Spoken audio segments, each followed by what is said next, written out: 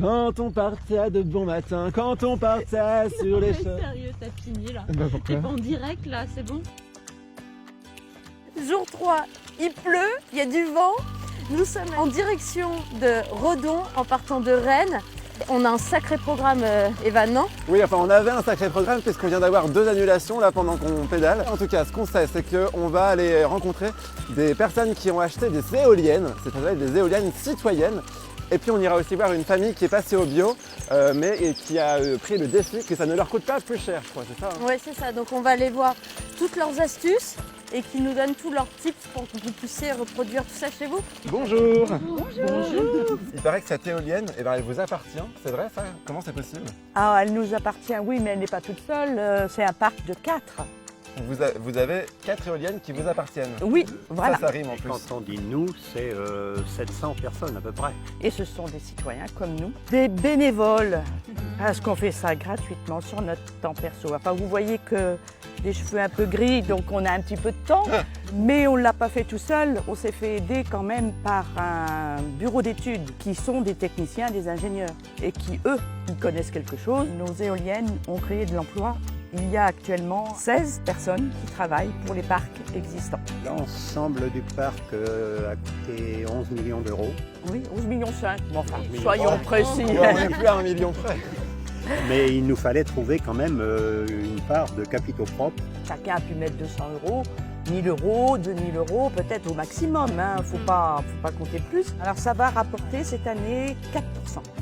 Bon là on vient de se rendre compte que ça faisait 10 minutes qu'on pédalait sur un petit chemin tout caillouteux alors qu'il y a une piste juste à côté bien bitumée. Donc on change notre fusil d'épaule. Et on est trop bien ici pour pique-niquer. C'est parfait. En plus hier on avait gardé de la salade, donc ça fait en 2 en 1 avec ce midi, c'est rapide, c'est efficace, c'est équilibré.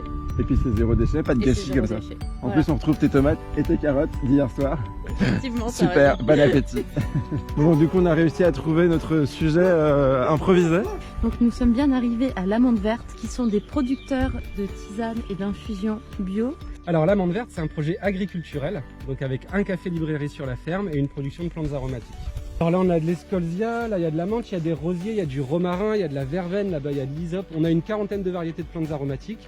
Et vous arrivez à adapter pas mal de choses au climat breton. Alors on a un climat qui se prête plutôt bien à la culture de plantes aromatiques. Après forcément on a sélectionné. Par exemple nous la lavande ça fonctionne pas très bien ici. En plus en infusion c'est difficile à manier. Donc on expérimente des choses. Tous les ans on essaye 2-3 nouvelles variétés. Et on voit si ça s'adapte bien au sol, au climat. Adrien, peux-tu me faire la différence ou m'éclaircir sur la tisane et l'infusion? D'accord, alors c'est vrai que nous on utilise souvent le terme infusion parce que tisane ça fait un peu connoté. Mais l'infusion c'est la technique. C'est mettre des plantes dans un liquide chaud pour en extraire les arômes. La tisane c'est un assemblage de plantes qui sont destinées à des usages tels que l'infusion. Notre axe de travail, c'est de se dire qu'il y a plein de plantes, elles sont au top de leur capacité, de leur goût, etc. pendant 10-15 jours dans l'année. Et c'est dommage d'utiliser du basilic qui a poussé sous serre chauffée, hyper irrigué, etc. au mois de février. Il n'y a aucun intérêt. Il n'y a aucun intérêt, alors que tu peux avoir du sec, il suffit de le réhydrater dans n'importe quel produit liquide et tu vas avoir le top de l'arôme du basilic, quoi.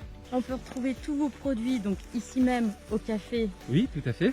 donc en vente directe au public, Oui. mais également sur les chefs de certains étoilés, non? Alors Le on Palace travaille avec parisien aussi. des restaurants étoilés, on travaille avec le Plaza Athénée à Paris notamment, et on travaille avec pas mal d'épiceries fines un petit peu partout en France. Bon Maud, où est-ce que tu nous emmènes maintenant? Evan, je t'emmène chez Nathalie qui a embarqué toute sa famille dans un défi à alimentation positive. Et ben on va voir ce que c'est. Allez. On s'incruste, on a l'habitude maintenant. Le défi, c'était de continuer à consommer comme d'habitude, en intégrant plus de produits bio. L'impact du bio sur la santé, niveau forme, énergie, ça a quand même un impact. Je pense que d'avoir une bonne alimentation, C'est ça évite principal. peut-être de manger des médicaments à la place. Graines de chia, graines de c'est lin. des petits produits comme ça. Des graines de lin, des graines de chia, ça on voit pas le paquet, mais c'est du bio aussi. La première étape, t'es passé aussi au vrac. Ouais. Justement, là-dessus, tu as privilégié quoi? Un circuit court, un circuit local? Principalement en supermarché, parce que étant toute seule, c'est pas toujours évident d'avoir du temps en travaillant. Là, je sais qu'il y a un AMAP qui va se mettre en place avec des producteurs locaux. Je vais essayer de voir justement pour intégrer ce circuit-là. C'est une plante carnivore en fait. Non, Ah bon? non, Si je mets mon doigt, elle va me manger le doigt, non? non, touche là. Bah ça marche pas. Hein. Parce qu'elle est stressée. Ah je l'ai stressé, j'ai stressé la plante, c'est la meilleure celle-là. Moi, je suis bien content d'être arrivé. Hein. Tu rigoles quoi? J'en peux plus moi. Camping à la ferme pour ce soir, le programme. C'est ça, et on va se poser pour prendre un apéro. Qu'est-ce que tu en penses, Evan? Je pense qu'on l'a bien mérité là. Je pense que là c'est très bien mérité. Maud elle est en mode Stéphane Plaza, elle va nous faire une visite de l'appartement. Après C'est toi. vite fait, remarque, c'est une pièce. Alors demain, nous allons d'abord à Lorient, ensuite à Groix. On a plein de choses à voir demain et on prend le bateau avec nos vélos. Ça va être fun. Ouais, on peut traquer. Evan. Ouais, on trinque et on couvre la Allez. caméra. Allez, à demain. Chill.